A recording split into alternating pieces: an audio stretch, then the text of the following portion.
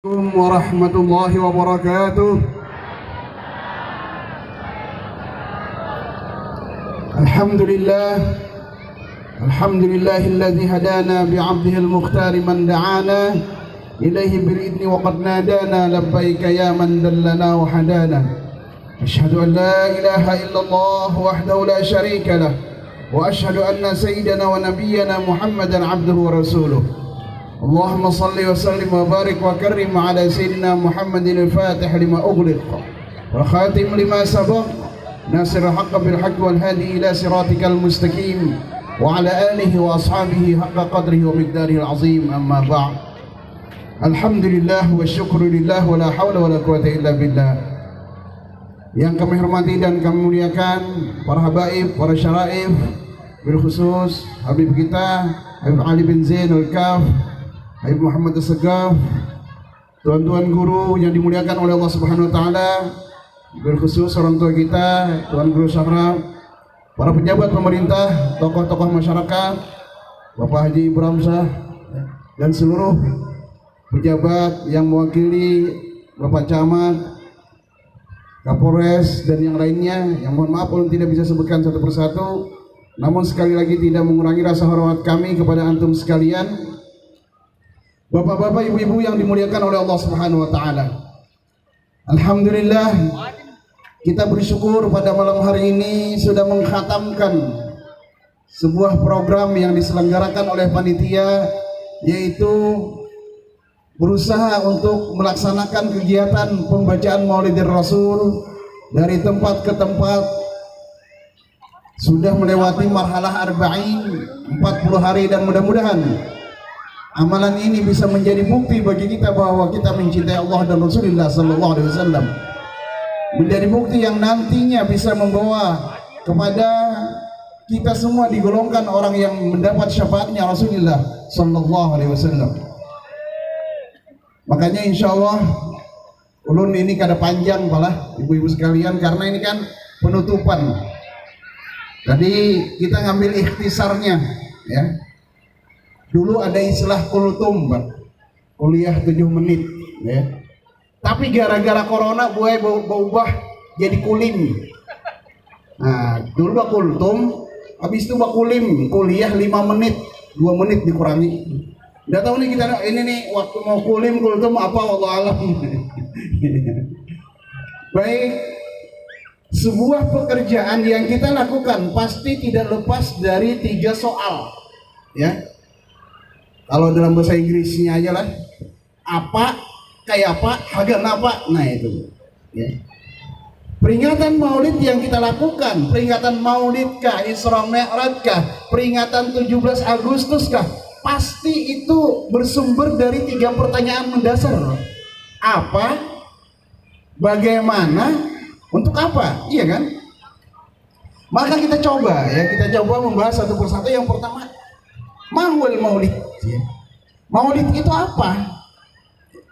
Maulid adalah cerita tentang kelahiran baginda Rasulullah sallallahu alaihi wasallam, yang kita katakan dengan Maulid. Kalau orang kita biasa kan kelahiran biasa, tapi cerita Maulid ini lebih khusus kepada baginda Rasulullah sallallahu alaihi wasallam.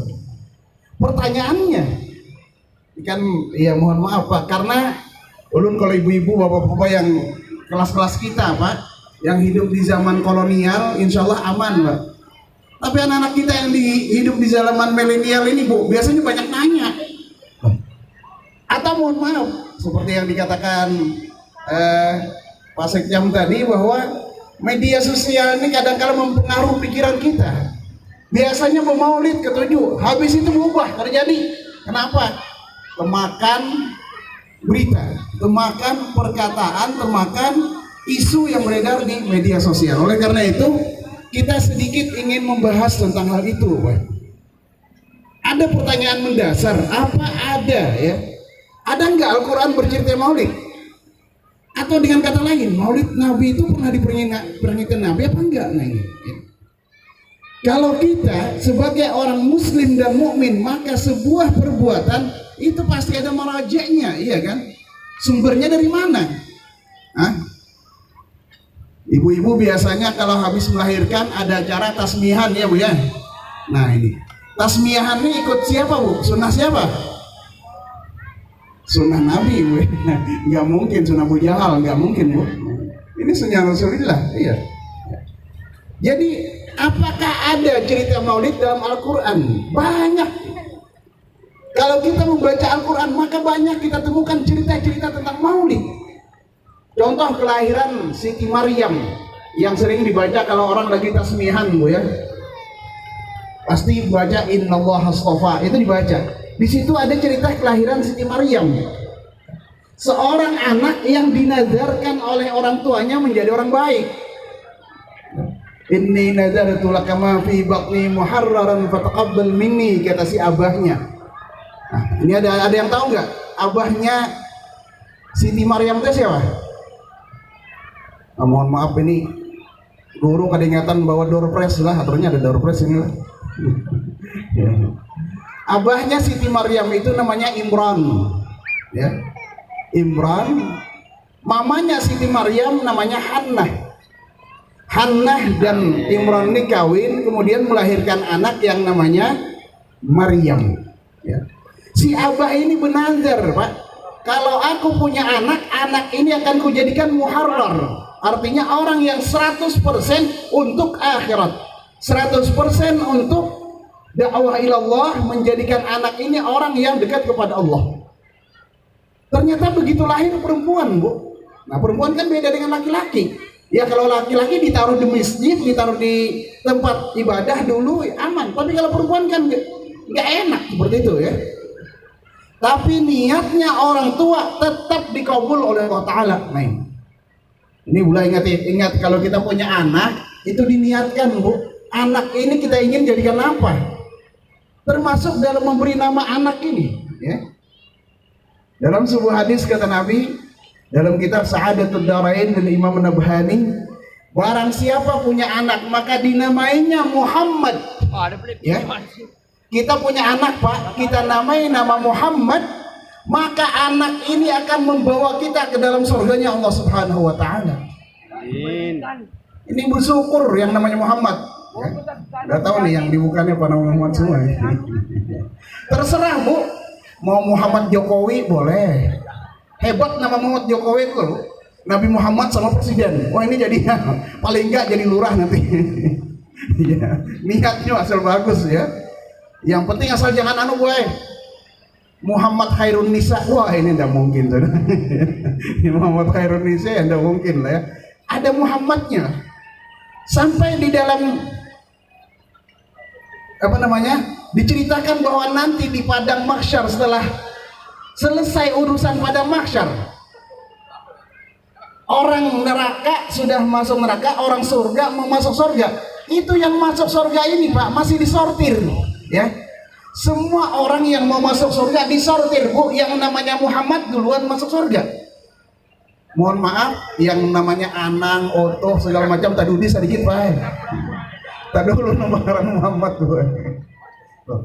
Terus kami kayak mana jadi ibu-ibu? Wah ibu-ibu fasilitasnya lain sendiri Bu. Nah jadi bicara laki-laki Bu ya. Nah ibu-ibu punya jalur sendiri lah. Ya. Jadi kalau urusan masuk surga Bu, mohon maaf, ibu-ibu lebih nyaman daripada kita laki-laki ini Bu. Kalau kita ini tanggung jawab banyak Pak. Kalau ibu-ibu gampang. Kata Nabi, barang siapa memelihara sholatnya, puasanya, kehormatannya, dan taat pada suaminya, dia akan masuk surga berdasarkan pintu surga yang dia pilih. Aman. Puasa, sembahyang, jaga kehormatan, taat suami, masuk surga sudah. Kita suami ini belelehan masuk surga. Ya. Tanggung jawab ini, urusan ini, belum lagi nanti ditanya munkar nakir, bagaimana anakmu, istrimu, berat ya. Tapi itulah tanggung jawab dan itulah kehidupan. Maka tidak ada cara yang terbaik bagi kaum laki-laki dan perempuan melainkan melihat, memperhatikan, meniru gaya yang dibawa oleh Rasulullah Sallallahu Alaihi Wasallam. Bercerita maulid, Al-Quran banyak bercerita maulid. Tadi udah ceritakan kelahiran Maryam binti Imran. Di ayat yang lain Allah menceritakan dalam surah Thaha, Allah menceritakan kelahiran anaknya Siti Maryam, Isa alaihissalam, diceritakan dalam Al-Quran. Juga diceritakan kelahiran orang-orang yang terpilih, ya. Bahkan kelahiran ulun pian berataan, maulid kita berataan ada dalam Al-Quran. Di dalam surah An-Nahl bisa dicari. Wallahu akhrajakum min butuni ummahatikum la ta'lamuna syai'a wa ja'ala lakumus sam'a wal absara wal afidah la'allakum tashkurun, kata Al-Quran. Dan bermula Allah lah yang mengeluarkan kamu dari perut ibumu. Keluar dari perut ibu itu artinya apa, Bu? Kelahiran, kan? Dalam bahasa Arabnya maulid, Pak. Jadi jelek-jelek kayak gini maulidnya ada di Quran loh, Pak. Jangan salah. Maulid orang Muara Jawa ada dalam Al-Quran. Maulid orang ke-19 ada dalam Al-Quran, boy. Maulid ulun pian kita berataan ada dalam Al-Quran. Selesai. Kan behirian. Saya kong aja dan behiri kena berataan maulid kita ada dalam Al-Quran. Allah yang mengeluarkan kamu dari perut ibumu, kata Al-Quran. Wa ja'ala lakumus sam'a wal absara, dan Allah jadikan yang pertama begitu keluar ke dunia indera pendengaran. Makanya disunahkan diazankan telinga kanan, dikomatkan telinga kiri. Barang siapa, kata Nabi, lahir diazankan telinga kanan, dikomatkan telinga kiri, lam tadurruhu ummus subyan, maka anak ini tidak akan diganggu oleh ummus subyan. Apa ummus subyan itu bahasa kitanya? Kalau bahasa Inggrisnya boy, hantu beranak. Nah, itu. Jadi ada jin pengarang ummus subyan, ujung orang baru hantu beranak. Ya itu sudah itu. Orang yang dikomatkan diazankan akan dipelihara. Karena apa? Karena indranya baru dengar, ngelihat belum bisa. Dan satu hal, ini bapak-bapak sekalian, ulun ingatkan ya, dalam sebuah riwayat, apabila idza wulida mauludun fayuqra'u alaihi bi inna anzalna lam tazni abada. Kata Nabi, barang siapa apabila lahir seorang anak, maka dibacakan inna anzalna, ingat Bu ya, dibacakan inna anzalna, tapi jangan ibunya yang melahirkan, itu kan masih nifas ya. Kakaknya, kaiknya, suaminya, anak lahir dibacakan inna anzalna, maka anak ini akan dipelihara daripada perbuatan zina oleh Allah Subhanahu wa taala. Nauzubillah subhanallah. Tolong ingat Pak ya, jangan lupa nanti kalau kita melahirkan anak diazankan kalimatkan sering tuh, tapi bacakan inna anzalna. Wah, kayak Pak Guru Jar, kalau hanya aja tahunya, nah amun hanya tahunya ada apa-apa boy, anak kita guring bacakan inna anzalna, tiupakan, niatakan apa? Mudahan Allah memelihara dia dari perbuatan yang terkutuk, na'udzubillah. Jadi berbicara tentang maulid, maka ini jelas ya. Ada cerita maulid di dalam Al-Quran ya. Sekarang pertanyaan kedua, bagaimana ya? Tadi apa, sekarang bagaimana? Bagaimana kita memperingati maulid? Nah ini macam-macam. Kalau Nabi ditanya, kenapa ya Rasulullah sampean puasa hari Senin? Karena kata Nabi, karena hari Senin aku dilahirkan. Karena maulidku hari Senin, aku puasa hari Senin. Puasa, memperingati maulid dengan berpuasa. Ya, ada orang peringati maulid dengan kegiatan-kegiatan yang lain yang nggak masalah. Ini untungnya kita peringatannya malam, Pak. Ulun khawatir jika siang di bawah Ustaz Sabri kita puasaan jam sini, selesai kita. Peringatan maulid kita puasaan berataan. Udah tahu tuh datang kan ada yang jelas penceramahnya cekok, terongkongan boy, taring tenggorokan, tidak boleh minum. Boleh dengan berpuasa atau boleh dengan af'alul khair ya, bermacam-macam perbuatan baik yang memprakarsai peringatan maulid secara besar-besaran. Itu namanya Malik Muzaffar. Malik Muzaffar ini beliau kumpulkan orang satu negara, bukan satu kabupaten kecamatan, satu negara dikumpulkan. Karena kayak Timur Tengah itu nyaman, Pak. Timur Tengah itu kan ya kayak kita satu provinsi, mereka satu negara ya. Kumpulkan semua masyarakat, diadakan peringatan maulid besar-besaran. Muzaffar menyumpahkan kurang lebih 300.000 dinar. Ulun pernah kalkulasikan 300.000 dinar dikali duit wayah ini Bu, 1 dinar tuh 4,5 gram, kurang lebih 850 miliar Pak, sekali peringatan maulid dari Malik Muzaffar. Tapi efeknya luar biasa. Dengan adanya peringatan maulid tersebut, orang kembali ingat sunnah Nabi, orang bersemangat dalam berjihad, bersemangat dalam hidup, optimis menghadapi kehidupan bagaimana yang dipercontohkan Nabi Sallallahu Alaihi Wasallam. Ya. Kita boleh takut, khawatir, boleh, Pak. Mungkin sampean mendengar bahwa ya, kembalilah kayak kita dikatakan Pak Wakil Camat tadi tentang media sosial, Pak, ya. Dikatakan bahwa tahun 2023 ini ada yang memprediksikan puncak krisis segala macam. Ya tapi kita biasa saja, jalani saja, Bu. Mau krisis mau kayak apakah, tetap aja kita alhamdulillah sudah biasa hal-hal seperti itu kan. Indonesia ini hebat, 360 tahun dijajah orang hidup aja bertahan kita, iya kan? Mohon maaf Bu ya, bapak-bapak sekalian, hari ini kita hidup berapa banyak orang yang sukses dan berhasil, yang mana orang tuanya dulu cuman sebagai petani aja, kada bisa apa-apa, orang biasa, orang miskin, petani sederhana, tapi anak-anaknya jadi saudagar, jadi pejabat segala macam, keberhasilan pendidikan dari orang tua, yang kalau dalam kacamata dunia kadang mungkin seorang petani bisa melahirkan generasi brilian, tapi Allah berkehendak mereka hidup dengan Allah Ta'ala. Nah ini yang perlu kita hidupkan kembali, optimis dalam kehidupan, belajar dari orang-orang tua kita dengan segala kesederhanaan hidup mereka bisa melahirkan orang-orang yang luar biasa. Abdullah bukan seorang kaya, Aminah bukan seorang yang kaya, tapi dua pasangan ini bisa melahirkan orang yang terbaik dari orang yang diciptakan oleh Allah, Sayyidina Rasulullah Sallallahu Alaihi Wasallam. Optimisme menjalani kehidupan ini perlu untuk kita bangun, ya.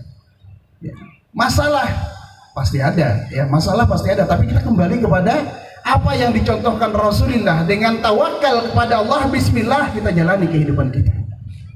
Bagaimana cara memperingati Maulidir Rasul? Ya seperti ini. Ada yang peringatan tuh dengan puasa, ada yang dengan it'amut ta'am. Kita nih alhamdulillah sudah dapat nasi bungkus, Bu ya. Sekarang bukan bungkus, kotakan, nasi kotak gitu. Dapatlah kita, dan ini sunnah Nabi, Pak. Ini nasinya sudah dapat semua, Pak ya. Karena memang sunnah Nabi, Bu. Ada sunnah Nabi yang pada dasarnya tergesa-gesa itu nggak bagus, ya. Tergesa-gesa itu ada bagus, tapi ada tergesa-gesa yang disunahkan Nabi, artinya dicepatkan. Salah satu sunnah Nabi yang perlu dicepatkan itu apa? It'amud dhaif idza nazal, kata para. Itu memberi suguhan, memberi makanan atau minuman kepada tamu kalau tamu sudah datang. Ini alhamdulillah panitia masya Allah, nih sunnah nabinya sudah selesai nih. Sudah siap semua ya, belum selesai acara udah dapat berataan. Jadi ingat Bu ya, mohon maaf Bu, jangan tamu tuh sampai batuk-batuk di rumah, langsung keluar wala banyu dingin wala banyu teh segala macam. Batukan kahpian.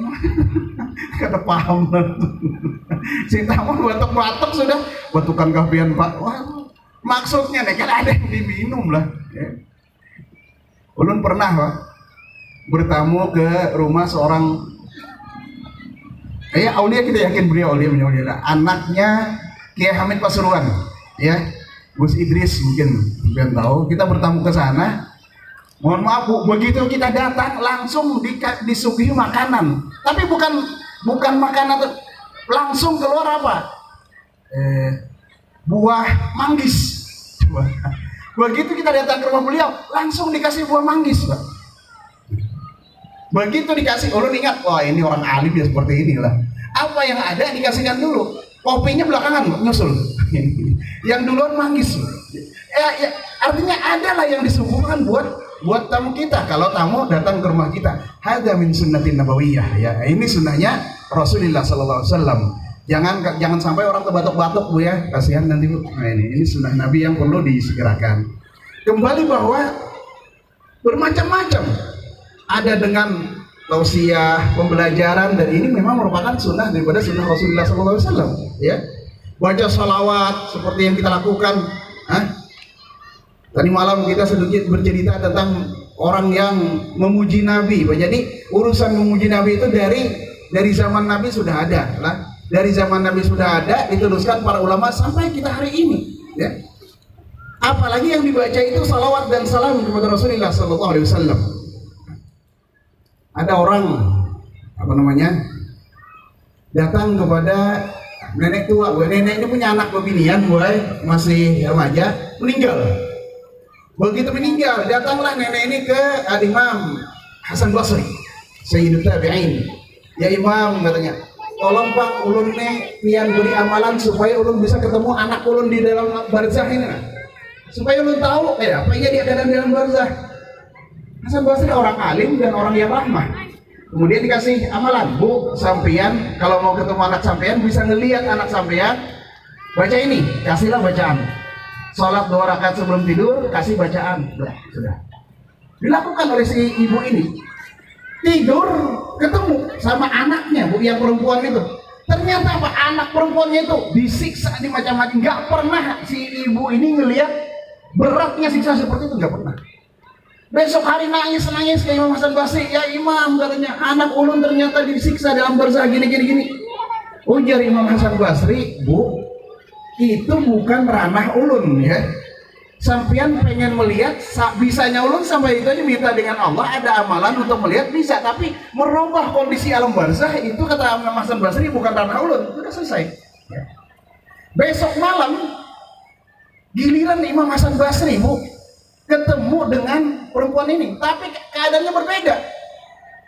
Ada seorang anak perempuan pakai mahkota, bajunya luar biasa, tinggal di apartemen mewah. Ketemu dalam mimpinya Imam Hasan Basri. Dia bilang, ya Imam, ata'arifni, dia bilang.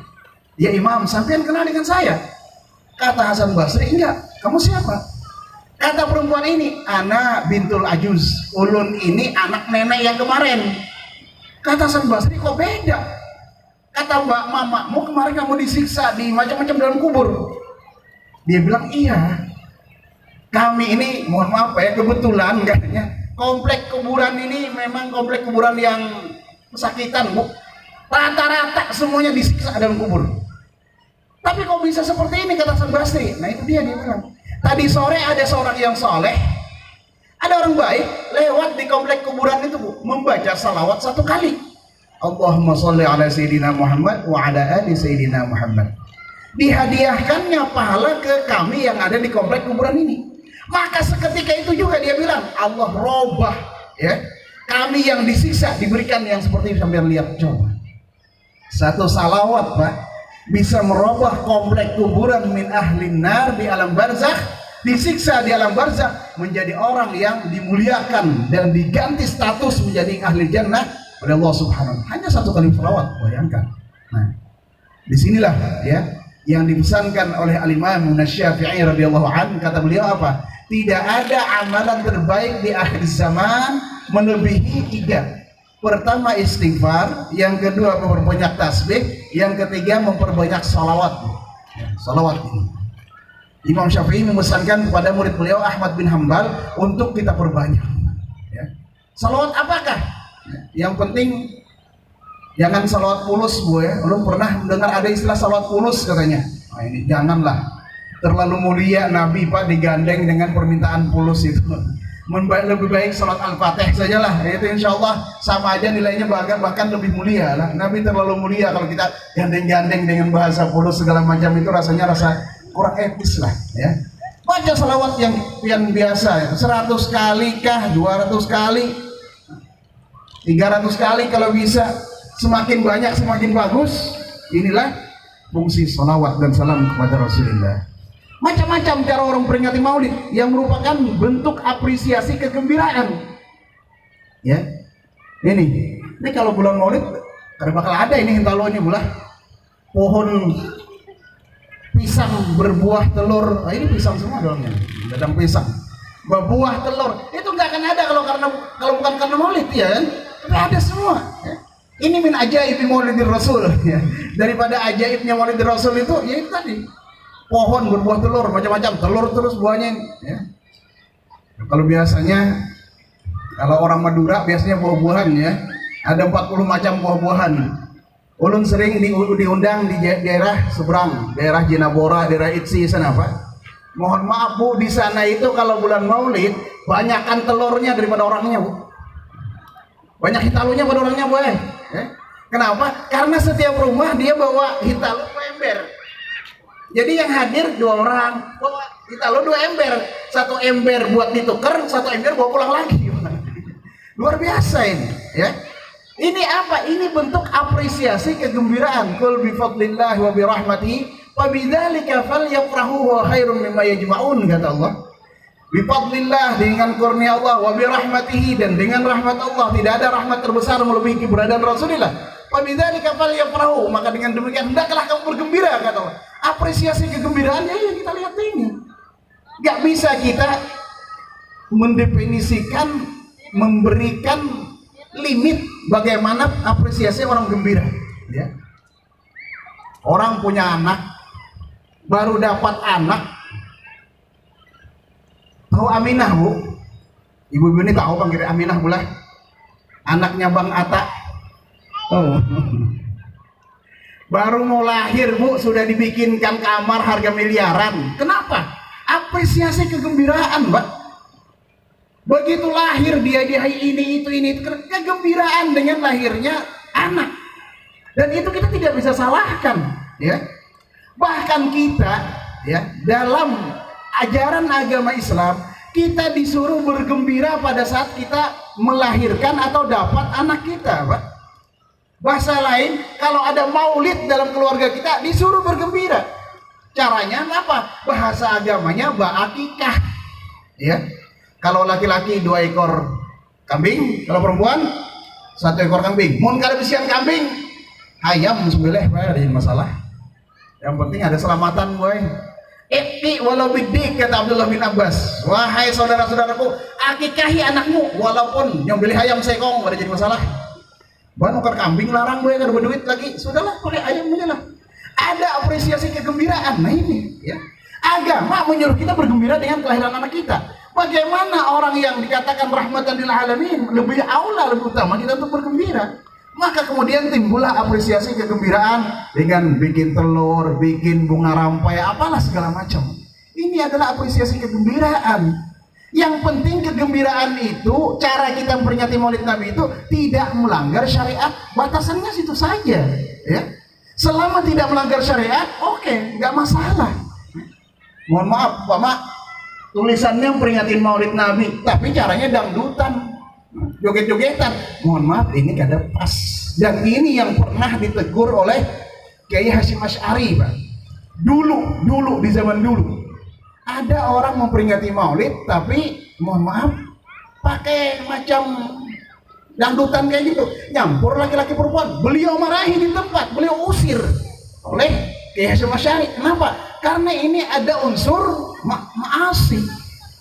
Tapi ini cerita ini kemudian dipolitisir oleh sebagian orang, katanya Imam Hasyim Asy'ari melarang Maulid. Nah ini cara dikesah ini berarti, ya. Jadi kita jangan dibodohi dengan sejarah lah. Baik. Itu tadi, apapun bentuk peringatan yang kita lakukan, mungkin pian kada di duit, baca selawat dengan niatan memperingati Maulid sama, atau baca simtud durar di rumah, atau baca burdah kita di rumah memperingati Maulid. Anak pelajar kada ada duit juga, sudahlah baca Maulid kah, baca salawat, baca dalail, baca burdah, bisa untuk kita lakukan, nggak ada batasan, ya. Dan yang terakhir, kita masuk kepada untuk apa, ya, tujuan. Kan mesti jelas nih tujuan. Seorang yang profesional tentunya dia ngerti tujuan pekerjaannya. Kalau kita tidak ada jelas tujuannya, jangan. Ngapain kita jalan mau keluar rumah, ngapain? Tujuannya jelas, mau kesini nih. Apalagi sebuah acara besar seperti ini. Apa tujuannya? Tujuannya adalah yang pertama, agar kita dilihat oleh Nabi Sallallahu Alaihi Wasallam, agar kita dipandang oleh Nabi Sallallahu Alaihi Wasallam. Karena orang yang bersalawat kepada Nabi, Allah kembalikan ruhku kepada, kata Nabi, ke dalam diriku untuk menjawab salawat yang dibaca oleh umatku, ya. Satu saja pandangan Nabi, Pak, ini sering ulun ingatkan nih. Satu saja pandangan Nabi bisa menjadikan orang kafir menjadi orang ahli jannah, ya. Ada orang berjalan di sekeliling Ka'bah, ya, membuntuti Nabi, pura-pura dia masukkan tangan ke dalam bajunya. Kata Nabi, Ma takallama biqalbi. Apa yang kamu katakan dengan hatimu apa? Maksud hatimu apa, kata Nabi? La ya Muhammad, ini apa-apa katanya. Padahal nih orang, dia berjanji dengan bosnya mau membunuh Nabi, Pak. Dan kalau dia bisa membunuh Nabi, maka dia akan diberi upah, dimerdekakan, hutang-hutangnya dihukumkan lunas. Nabi tahu ini. Sampai 3 kali putaran, stop Nabi balik badan, taruh Nabi di tangan di dadanya. Ya fulan, kata Nabi, bukankah kamu bicara dengan bosmu bahwa kamu disuruh membunuh saya, dan kalau kamu berhasil membunuh saya, hutangmu lunas, kamu merdeka, kamu dapat upah sekian-sekian. Nangis nih orang, Pak. Ya. Langsung luluh hatinya, karena apa? Pandangannya bertemu dengan pandangan Rasulullah sallallahu alaihi wasallam. Tadinya ingin bunuh Nabi min ahli nar, andai dia mati pada saat itu ahli nar. Tapi manakala dia dapat melihat mata Rasulullah, menatap matanya Rasulullah, luluh hatinya dan beriman kepada Nabi. Wallahi ya Muhammad, dia bilang, tidak ada yang tahu pembicaraan ini, bahkan istriku nggak tahu kecuali aku dengan bosku. Habis itu apa? Dia bilang, asyhadu an la ilaha illallah wa asyhadu anna Muhammadar Rasulullah. Begitu dia bersyahadat, terbalik, Pak, dia ngaku di depan Nabi, ya Muhammad, katanya, beberapa detik yang lalu tidak ada orang yang paling saya benci di permukaan bumi melainkan kau. Tapi saat ini dia bilang, tidak ada orang yang paling saya cintai melebihi engkau ya Rasulullah. Pandangannya Nabi, Bu. Kalau bukan pandangannya manusia mah biasa. Tapi kalau pandangannya Rasulullah, ya, sekali saja Nabi melihat kita, sa'adatud darain, beruntung dunia akhirat. Jangankan Rasulullah, bahkan umatnya Nabi saja. Inna lillahi abdan idza nadhara ilaihi lam yashqa abada, kata Nabi. Allah ada memiliki hamba-hamba yang apabila hamba itu memandang kepada kita, selamanya kita tidak akan celaka. Makanya kita, ya mohon maaf ya, kita di ini Pak, di Kilo 19 itu sering mendatangkan ulama-ulama dari Hadramaut, dari mana-mana. Salah satu yang kita cari siapa? Sahibun nazar ini, Pak. Siapa tahu mereka memiliki nazrah yang dimasukkan Nabi dalam hadis itu. Sekali mereka memandang kita, beruntung kita dunia akhirat. Cuma orang-orang ini memang tersimpan dan disimpan oleh Allah Subhanahu wa taala, ya. Ya, bagi kita husnuzon dengan khalqillah. Pada di zaman Abdul Malik bin Marwan, dulu di era kekhalifahan Malik bin Marwan, ada seorang anak muda. Kalau kita wayah ini anak muda-muda ini biasanya yang keren itu kalau kendaraan apa?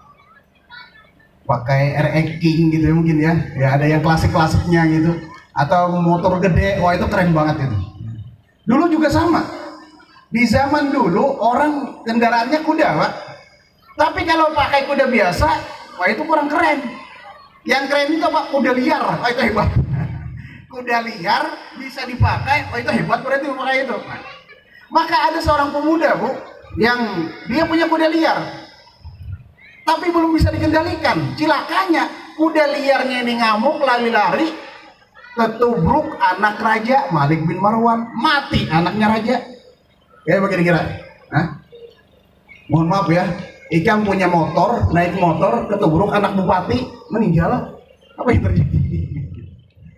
Maka si pemuda ini galaunya luar biasa, Bu.